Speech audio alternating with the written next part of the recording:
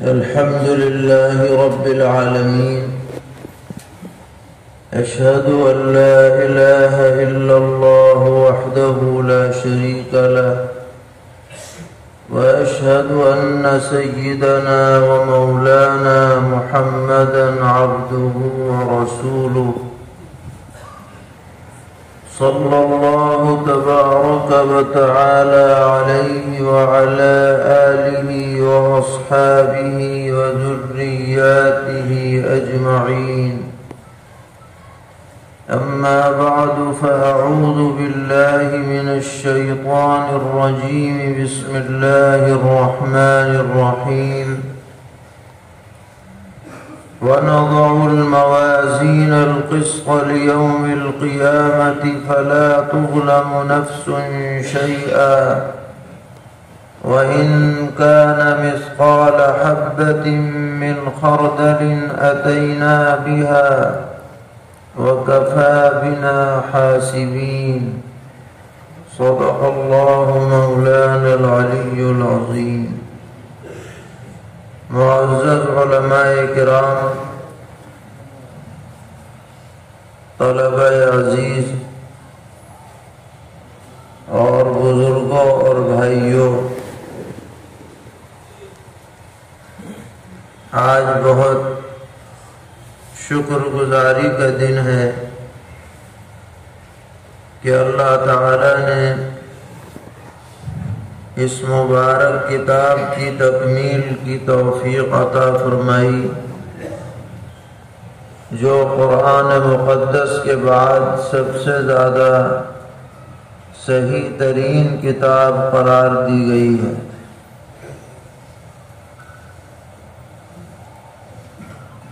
اور اس کو صحیح ترین اس لیے کہا گیا ہے کہ اس میں احادیث شریفہ جو جمع ہوئی ہیں وہ صحت کے نہایت اعلی مقام پر ہے۔ امام المحدثین امیر المؤمنین فی الحدیث حضرت الامام محمد ابن اسماعیل البخاری رحمہ اللہ تعالی، ان سے اللہ تعالیٰ نے یہ عظیم خدمت لی کہ نہایت سخت شرائط کو پیش نظر رکھتے ہوئے انہوں نے اپنی 5 لاکھ احادیث سے یہ مجموعہ تیار کیا ہے،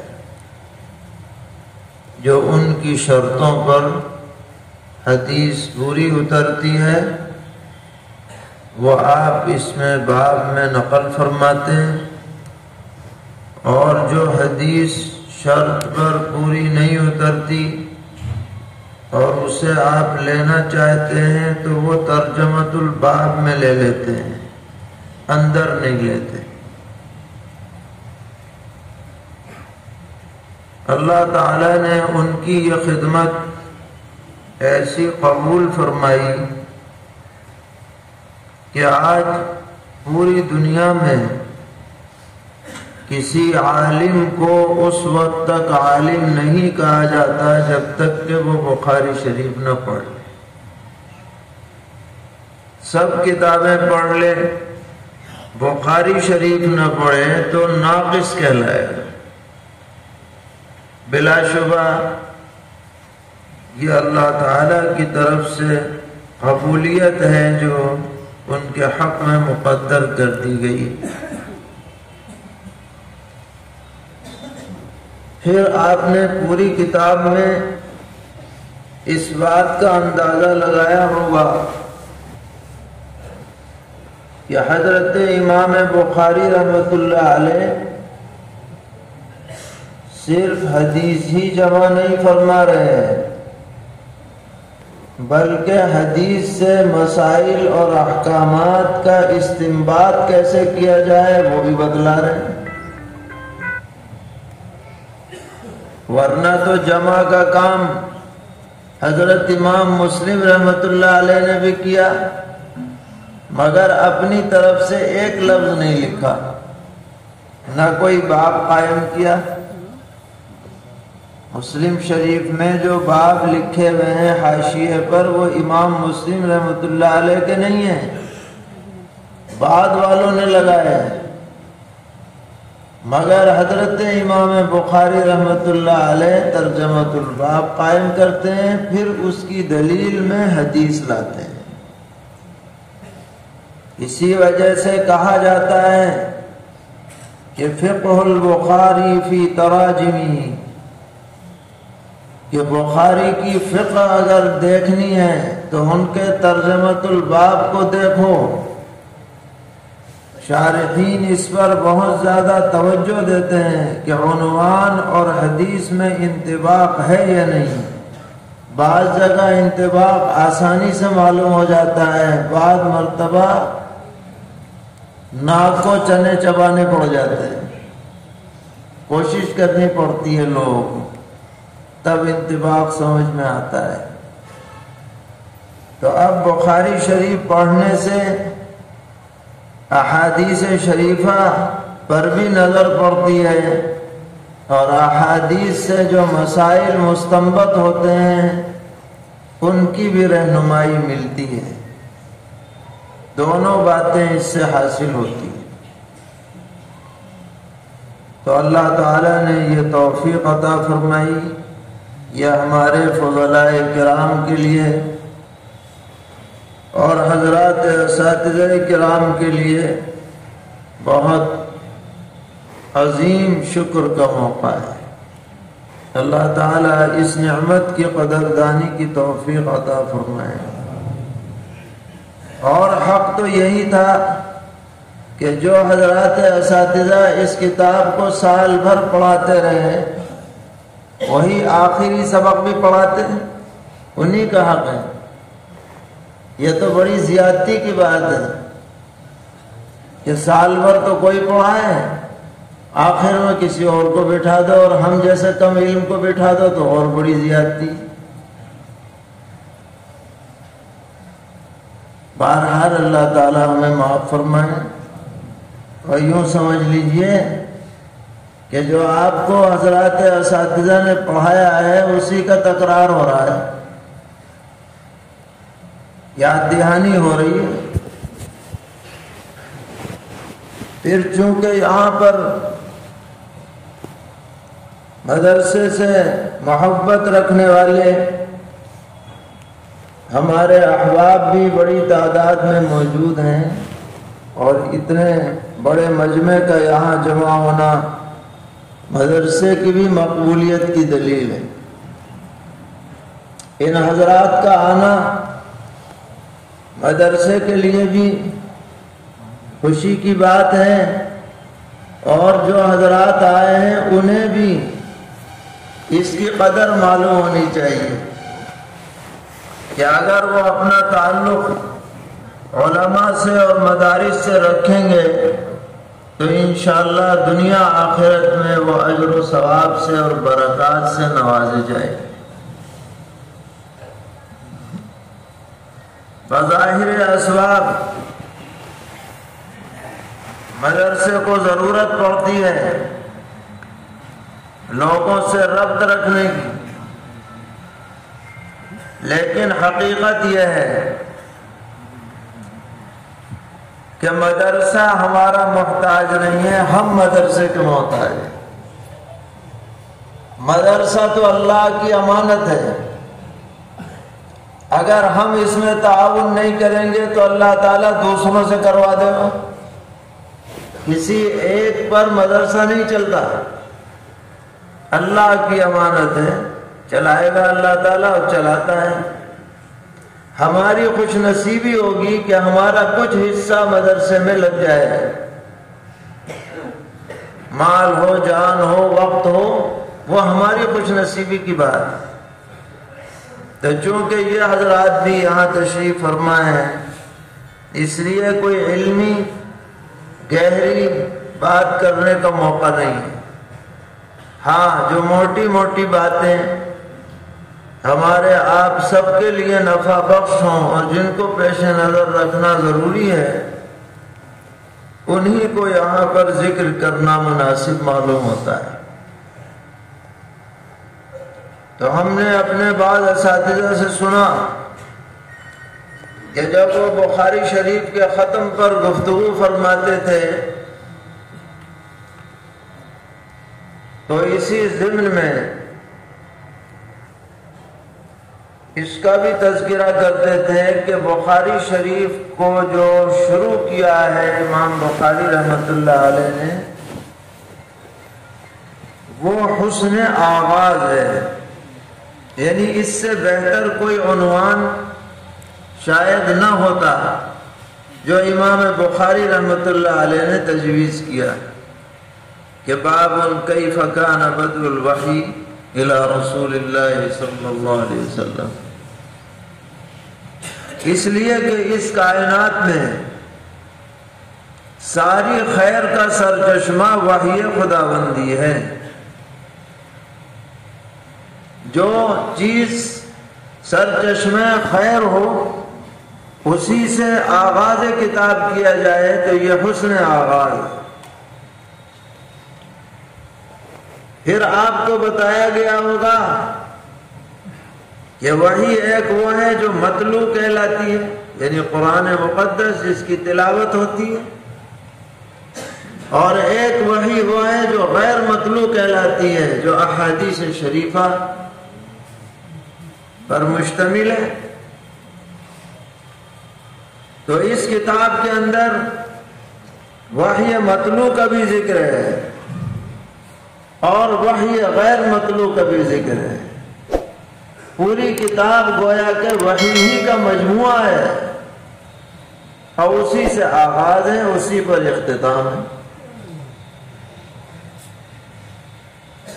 تو ہم سب کو اور امت کے ہر فرد کو، عالم ہو یا غیر عالم، وحی سے وابستہ رہنا چاہیے۔ اپنے بچوں کو قرآن ضرور پڑھانا چاہیے جو وحی متلو ہے۔ اپنے بچوں کو سنتوں کا پابند بنانا چاہیے، دعاؤں کا پابند بنانا چاہیے، موقع ملے تو عالم بنانا چاہیے تاکہ وحی غیر متلو کا بھی علم اسے حاصل ہو سکے۔ تو ایک نصیحت ہمیں یہاں یہ ملی اور ہم سب یہ ارادہ کریں کہ انشاءاللہ مرتے دم تک وحی سے وابستہ رہیں گے اور اپنے بچوں اور نسلوں کو بھی اس سے وابستہ کریں گے۔ پھر آپ نے یہ دیکھا کہ بخاری شریف میں سب سے پہلی حدیث جو لائی گئی ہے وہ کیا ہے؟ انما الاعمال بالنیات۔ یاد ہے یا نہیں کہ اعمال کا مدار نیتوں پر ہے، اور شارحین لکھتے ہیں کہ یہاں اعمال سے پہلے حکم محذوف ہے، یعنی انما حکم الاعمال بالنیات، اور حکم سے حکم اخروی مراد ہے نہ کہ حکم دنیاوی۔ لہذا نتیجہ یہ نکلے گا کہ اعمال کے اجر و ثواب کا مدار نیتوں پر ہے کہ اگر آخرت میں اجر چاہتے ہو کسی عمل کا تو نیت ٹھیک رکھو۔ قرآن پڑھ رہے ہو، بہترین پڑھ رہے ہو، شاندار پڑھ رہے ہو، لیکن اجر اور ثواب جبھی ملے گا جب اللہ کی رضا کے لیے پڑھو۔ نماز پڑھ رہے ہو، اللہ کو خوش کرنے کے لیے پڑھو گے تو نماز کا ثواب ملے گا، اور اگر دوسروں کو خوش کرنے کے لیے پڑھا کہ لوگ مجھے صوفی کہیں، لوگ مجھے عبادت گزار کہیں، تو اللہ تعالیٰ قیامت میں فرمائیں گے اسی سے لے لو جس کو خوش کرنا چاہ رہے تھے، یہاں کچھ نہیں۔ پیغمبر علیہ السلام کا ارشاد ہے کہ اللہ تعالیٰ فرماتے ہیں انا اغنى الشرکاء عن الشرک، میں تمام ساجھےداروں میں ساجھے سے سب سے زیادہ مستغنی ہوں، میں ساجھے والا کام قبول ہی نہیں کرتا، جاؤ اسی سے لے لو جس کو خوش کرنا ہے۔ تو اس سے کیا نصیحت ملی ہم سب کو، علماء، طلباء، عوام، امیر، غریب، سب جو بھی کام کرو دنیا کو خوش کرنے کے لیے نہیں، اللہ کو خوش کرنے کے لیے، کیوں بھائی ارادہ کریں گے انشاءاللہ اس کا۔ اب اس کے بعد پھر ابواب ہیں، ایمان ہے، علم ہے، طہارت ہے، نماز ہے، فلاں، سارے ابواب آپ نے پڑھ لی۔ آخر کا جو حصہ ہے بخاری شریف کا، یہ باقاعدہ افکار باطلہ کی تردید کے لیے خاص ہے۔ کتاب الرد علی الجہمیہ والتوحید، اس کے ابواب چل رہے ہیں، اسی پر اختتام ہو رہا ہے۔ تو حضرت امام بخاری رحمۃ اللہ علیہ کے زمانے میں افکار باطلہ جو لوگوں میں رائج تھے، ان میں معتزلہ ہے، خوارج ہیں، مرجئہ ہیں، جہمیہ ہیں، کرامیہ ہیں، یہ سب تھے۔ اور ان میں جو خاص طور پر معتزلہ اور جہمیہ تھے، یہ عقل پرست لوگ تھے، اور ان کا طریقہ یہ تھا، جیسا کہ آج کل بھی ہے بعض لوگوں کا، نام بدلے ہوئے ہیں لیکن فکر وہی ہے کہ قرآن و حدیث کی جو بات سامنے آئے پہلے عقل سے سوچو، اگر عقل مان لے تو تم بھی مان لو، اور عقل نہیں مانے تو اس کی تعویل کر لو، یہ ان کا نظریہ تھا۔ تو ایسے لوگوں کی تردید حضرات علماء نے فرمائی ہے کہ بھئی یہ بات غلط ہے، تمہاری عقل کی کیا حیثیت وحی کے سامنے؟ بھئی عقل تو مچھر کے پر کے برابر بھی حیثیت نہیں رکھتی۔ تم اللہ تعالیٰ کے حکم کے مقابلے میں اپنی عقل چلانا چاہتے ہو، یہ بات کیسے قبول ہوگی؟ تو حضرت امام بخاری رحمۃ اللہ علیہ نے یہ ابواب قائم کیے ایسے لوگوں کی تردید میں۔ اس سے کیا نصیحت ملی کہ جب نظریات غلط سامنے آنے لگیں تو علماء کو چپ نہیں رہنا چاہیے، تردید بڑھ چڑھ کر کے کرنی چاہیے، ورنہ تو صحیح غلط کا پتہ ہی نہیں رہے گا، کیا صحیح ہے کیا غلط۔ جھاڑ جھنکار پھیل جائیں گے۔ آج جو دین حق موجود ہے اپنی اصلی شکل و صورت میں، وہ اسی وجہ سے ہے کہ ہر زمانے میں ایسے علماء رہے جنہوں نے حق کو حق کہا، باطل کو باطل کہا، اور ڈنکے کی چوٹ پہ کہا، اور کسی کو اچھا لگے تو بھی کہا، برا لگے تو بھی کہا۔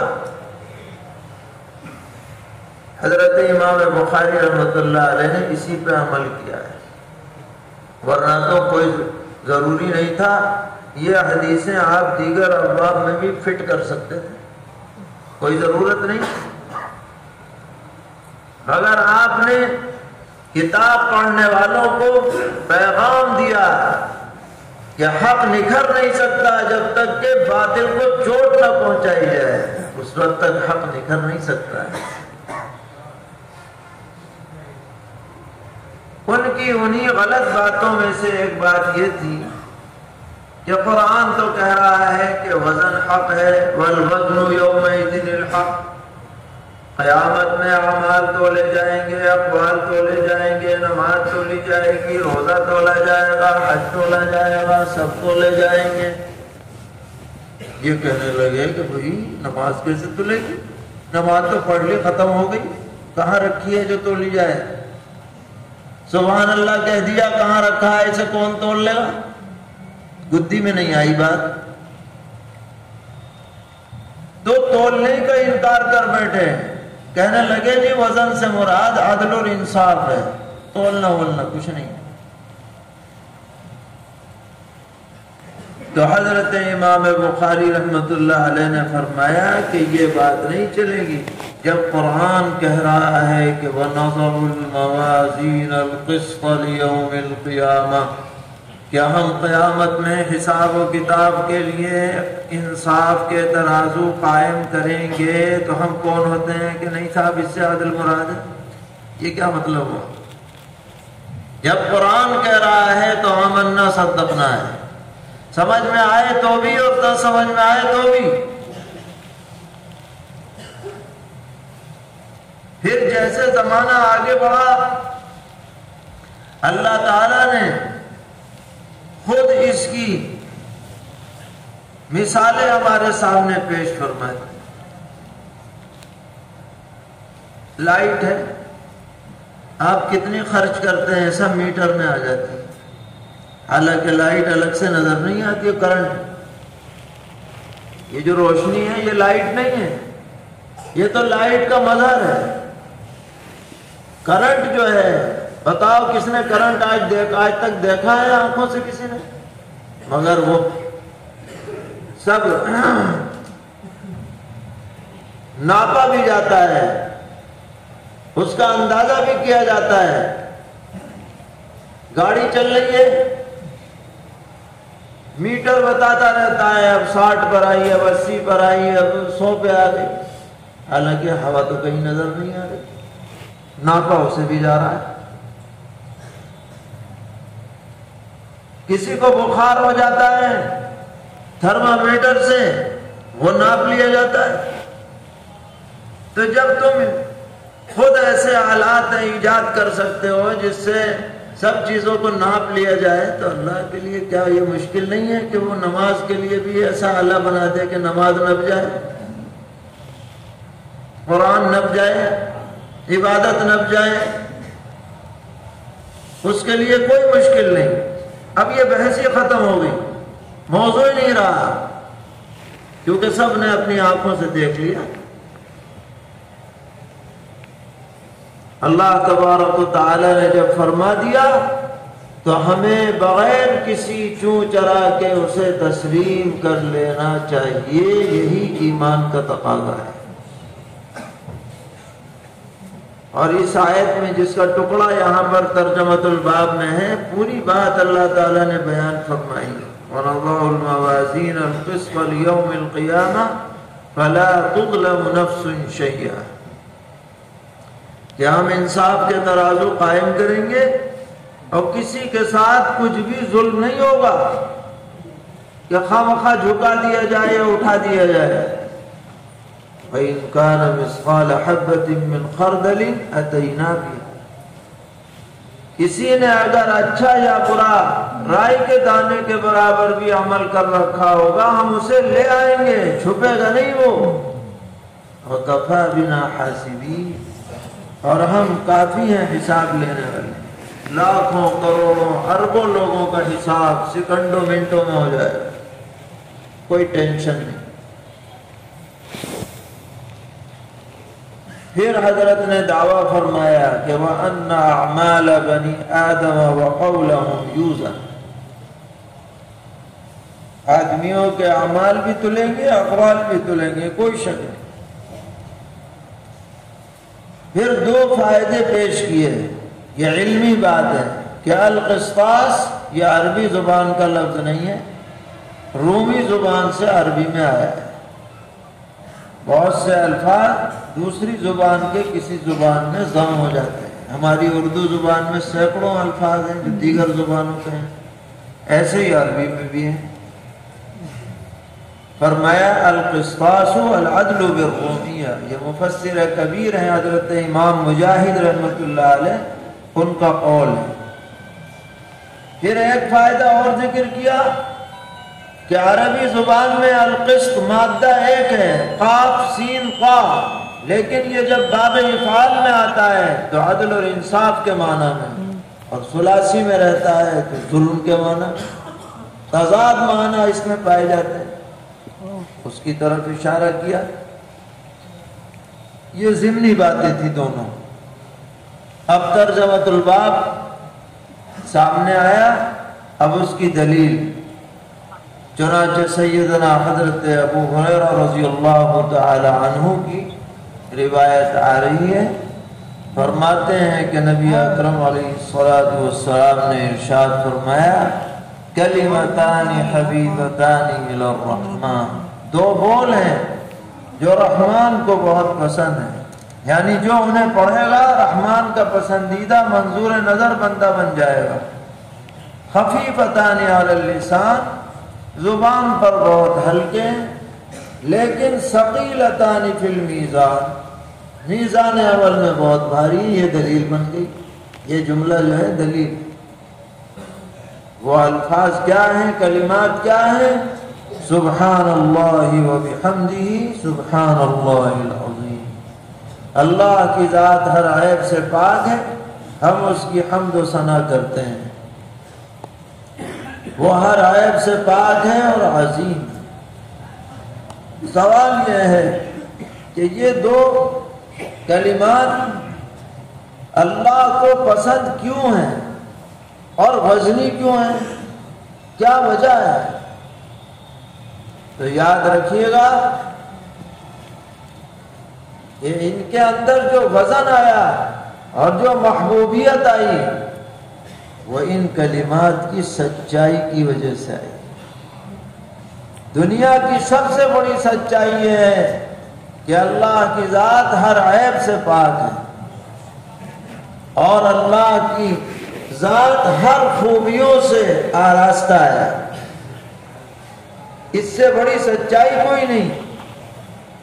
سچی بات پہاڑ سے زیادہ وزنی ہوتی ہے اور جھوٹی بات پھونکوں سے اڑا دی جاتی ہے۔ یہ بات جو کہ وزنی ہے اللہ کو پسند بھی، اللہ کو اپنی تعریف پسند ہے، کیونکہ وہی ہے قابل تعریف ذاتی اعتبار سے۔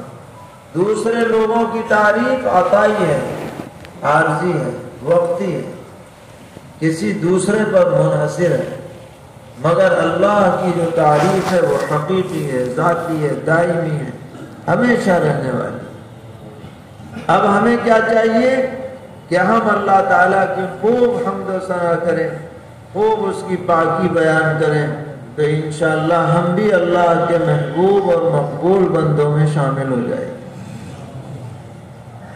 سبحان اللہ و بحمدہ سبحان اللہ العظیم، ایک ایک تسبیح صبح شام اس کی پڑھ لی جائے۔ بتاؤ کون کون ارادہ کر رہا ہے؟ انشاءاللہ یاد رہے گی نہیں؟ سبحان اللہ و بحمدہ سبحان اللہ العظیم۔ بعض روایتوں میں اسی سے ملتے جلتے الفاظ ہیں۔ پیغمبر اسلام نے فرمایا کہ جو اس کی تسبیح پڑھے گا اس کے گناہ اگرچہ ریت کے ذرات کے برابر ہوں یا سمندر کے جھاگ کے برابر ہوں، وہ سب معاف کر دیے جائیں۔ اتنی بڑی فضیلت اس کی ہے ان کلمات۔ تو ہم اس کا اہتمام کریں، اللہ تعالی ہم سب کو توفیق عطا فرمائے۔ جو ہمارے فضلاء درس کی تکمیل کر رہے ہیں ان سے عرض یہ ہے کہ انہوں نے نصاب مکمل کیا ہے۔ کیا کیا ہے؟ مگر ابھی وہ کامل نہیں ہوئے ہیں۔ نصاب مکمل کرنا الگ بات ہے، کامل ہونا الگ بات ہے۔ اگر آپ بخاری پڑھ کر اپنے کو فاضل سمجھنے لگے تو فاضل من الفضل کے بجائے فاضل من الفضول ہو جائے،